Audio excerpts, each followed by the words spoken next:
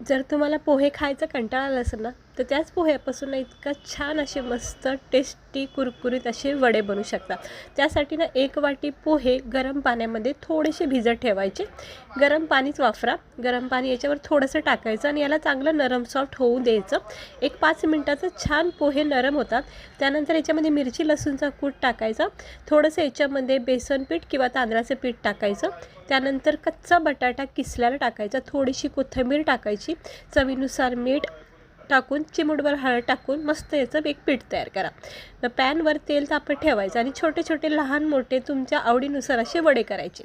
अगदी स्लो गॅसवर हे वडे खरपूस भाजा. इतके छान लागतात ना, हे खाता क्षणी वाटणारच नाही हे पोह्यापासून बनलेले वडे आहेत. आणि ज्यालासुद्धा देताना तुम्ही खरं सांगते भरभरून तारीफ करतील. आणि नेहमी नेहमी पोहेच खाऊन कंटाळा असेल ना, तर त्या पोह्यापासून ना असे छानपैकी वडे नक्की करून बघा. पोहे खाणं तर एक टाईम विसरून जातात. इतके छान टेस्टी हे वडे लागतात. केचपसोबत गरमागरम चहासोबत तुम्ही याला खाऊ शकता. बनवायला पण सोपे आहेत. लागणारं साहित्यसुद्धा कमी आहेत. कशी वाटली रेसिपी? अशीच रेसिपी बघण्यासाठी चॅनलला सबस्क्रायबर करा. आणि हो, अशी पोह्याचे वडे तरी नक्की करून बघा. आणि व्हिडिओ आवडला असेल तर लाईक करा.